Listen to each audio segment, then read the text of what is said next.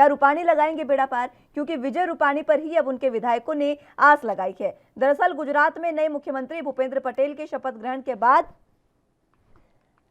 आज बुधवार को कैबिनेट का विस्तार कैबिनेट का गठन हो सकता है, लेकिन फिलहाल मामला फंसता नजर आ रहा है। दरअसल नए चेहरों को लेकर पेंच है और अब पहले मंत्रियों का शपथ ग्रहण दोपहर में होना था, जिसे शाम तक के लिए टाल दिया गया है। जानकारी के मुताबिक भूपेंद्र पटेल पूरे मंत्रिमंडल में बदलाव चाहते हैं, जिस पर अंदरूनी कलह बढ़ गई है। बीजेपी सूत्रों से मिली जानकारी के मुताबिक 90% मंत्रियों को हटा दिया जाएगा। सिर्फ 1 या 2 मंत्री ऐसे होंगे जिनको दोबारा मंत्री बनाया जाएगा। अब इसको लेकर गुजरात बीजेपी में तनातनी तेज हो गई है और मिली जानकारी के मुताबिक ईश्वर पटेल, ईश्वर परमार, बच्चू खाबड़, वासण आहिर, योगेश पटेल पूर्व मुख्यमंत्री विजय रूपाणी के आवास पर पहुंचे हैं और उनसे मीटिंग उन्होंने की है। माना जा रहा है कि मंत्री ना बनाए जाने को लेकर वो नाराज हैं। वो तमाम विधायक जो हैं वो उनसे मिलने पहुंचे हैं। जानकारी के मुताबिक भूपेंद्र पटेल सरकार की नई कैबिनेट में 21 से 22 मंत्रियों को बुधवार यानी आज मंत्री पद की शपथ दिलाई जाएगी। मंत्रिमंडल में नए चेहरों को प्राथमिकता दी जाएगी और महिलाओं की संख्या भी बढ़ाई जा सकती है। ऐसे में कई पुराने और दिग्गज नेताओं की कैबिनेट से छुट्टी भी होगी। जातीय समीकरण को बिठाने के साथ साफ सुथरी छवि के नेताओं को मंत्रिमंडल में खास तवज्जो दिए जाने की रणनीति है। दरअसल विजय रूपाणी के इस्तीफे के बाद बीजेपी के दिग्गज नेता नितिन पटेल, भूपेंद्र सिंह, आरसी फालदू और कौशिक पटेल के सियासी भविष्य को लेकर भी सवाल खड़े हो रहे हैं। रूपाणी सरकार ने नितिन पटेल डिप्टी सीएम के साथ वित्त मंत्री भी थे, तो वहीं भूपेंद्र सिंह शिक्षा मंत्री का जिम्मा संभाल रहे थे। आरसी फालदू कृषि मंत्री हैं और कौशिक पटेल राजस्व मंत्री। ये चारों गुजरात में बीजेपी के पुराने चेहरे हैं। भूपेंद्र पटेल के सीएम बनने से डिप्टी सीएम नितिन पटेल की कुर्सी पर खतरा मंडराने लगा है, क्योंकि भूपेंद्र पटेल और नितिन पटेल दोनों पाटीदार समुदाय से हैं और सीएम और डिप्टी सीएम दोनों ही एक ही पद से हो और एक ही समाज से वो उसकी संभावनाएं कम बताई जा रही हैं।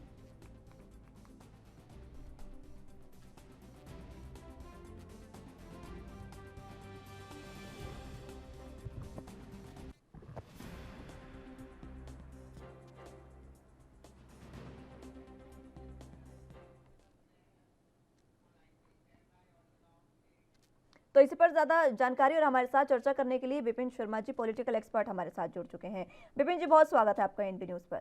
सबसे पहले मैं आपसे यही जानना चाहूंगी, आज कैबिनेट का गठन हो सकता है, लेकिन उसमें सबसे अहम बात यह है कि जो कैबिनेट का गठन है उसमें 21 और या 20 से 21 जो मंत्री है वो तमाम मंत्री बदले जाएंगे और नए चेहरों को सामने लाया जाएगा। किस तरीके से आप देखते हैं? यहाँ पर मुस्कान जी, राजनीति ने एक अलग रंग रूप ले लिया है यहाँ पर गुजरात में, क्योंकि ये बोलना कि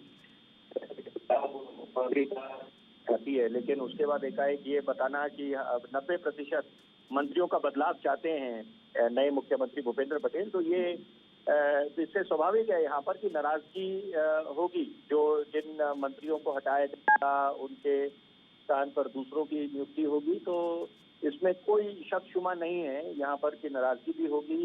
अब उसकी क्या कीमत चुकानी पड़ेगी भाजपा को और कैसे वो अंदरूनी जो कलह है उसका क्या समाधान निकालेंगे भाजपा की आला कमान, उनकी बातें कौन सुनेगा, मानेगा, अमल करेगा, वो वक्त तय करेगा। लेकिन बहरहाल इस समय गुजरात की राजनीति ने एक नया मोड़ ले लिया है यहाँ पर। जब पहले विजय रूपाणी को हटाया गया, उसके बाद कोरोना को, सबको पता है कि कोरोना की स्थिति को संभालने में वो विफल रहे।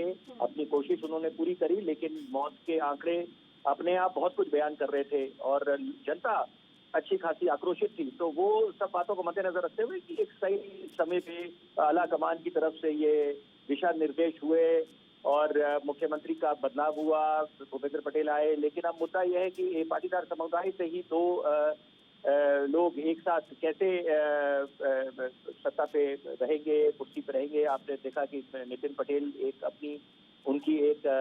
अपना एक वर्चस्व है, अपना एक उनकी अहमियत है यहाँ पर राजनीति में गुजरात की। उसके साथ साथ अब आप भूपेंद्र पटेल को देख रहे हैं। अब यहाँ पर गौरतलब होगा कि विजय रूपाणी की कितनी बातें, क्योंकि वो आला कमान को वो जो बातें बताएंगे उनके सुझाव कितने माने जाते हैं, क्योंकि यहाँ पर जितने वरिष्ठ नेता हैं गुजरात में, तो उनकी बातों को मद्देनजर रख के ही अंतिम फैसला होगा, क्योंकि अंतिम मोहर जो लगेगी वो आला कमान की तरफ से लगेगी, हाईकमान।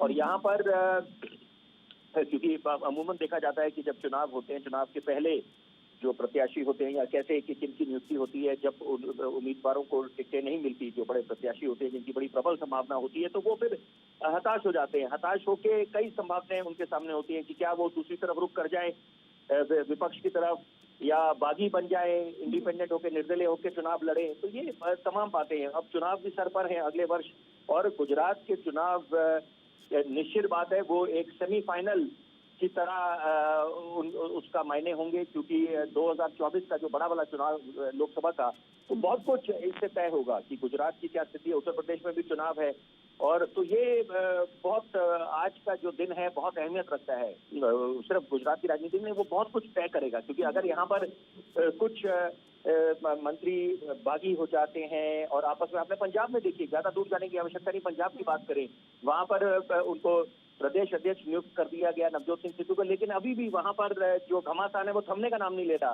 बार बार तीखे प्रहार होते हैं नवजोत सिंह सिद्धू की तरफ से, और भले ही वो हरीश रावत ने एक संदेश देने की कोशिश करी पहले, जब ताजपोशी हो रही थी नवजोत सिंह सिद्धू की, थी ऑल इज वेल, लेकिन ऑल इज नॉट वेल।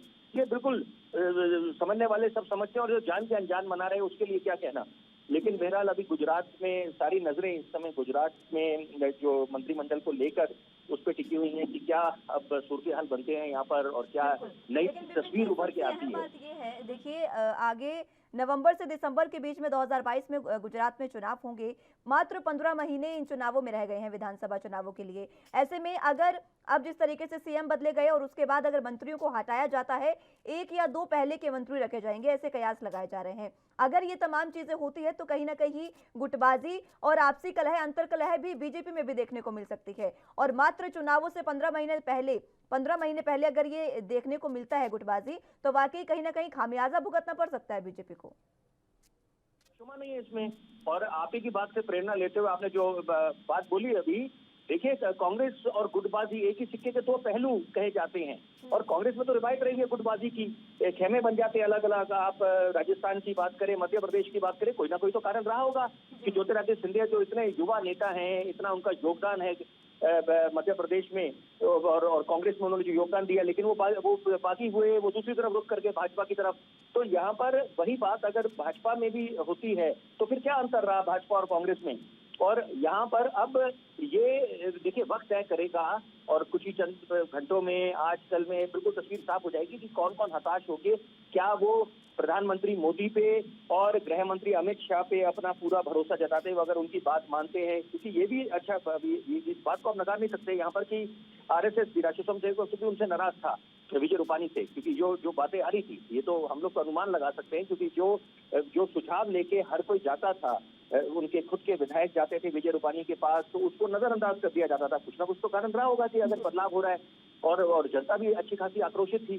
तो यहाँ पर अब जो नया बदलाव हुआ है कि क्या आते ही वो एक ऐसा फरमान जारी करेंगे कि मुझे पूरा बदलाव चाहिए, तो ये भी कोई मुझे लगता है थोड़ी जल्दबाजी होगी, क्योंकि ये हित में भी नहीं होगा, क्योंकि आप एकाएक सारे बदल दें, सारे मंत्रियों का बदलाव कर दें, अपने पोर्टफोलियो संभाले हुए हैं, वो स्थिति समझते हैं ग्राउंड जीरो की क्या स्थिति है। कोरोना काल में हमने जीके देखा, खासतौर पे इस वर्ष 2021 में, जब ये कोरोना अपना कहर ढाया, सुनामी बन के आई, लाशों के अंबार लग गए, कब्रिस्तानों में, शमशान घाटों में लंबी कतारें, इंतजार करना पड़ रहा था। तो अब लेकिन अब सबसे अहम बात विपिन जी ये है कि इन तमाम चीजों का खामियाजा बीजेपी को चुनावों में भुगतना पड़ सकता है, और देखना होगा कि किस तरीके से तमाम स्थितियां चुनावों में देखने को मिलेगी। बहुत शुक्रिया हमारे साथ जुड़ने के लिए और चर्चा हमारे साथ करने के लिए।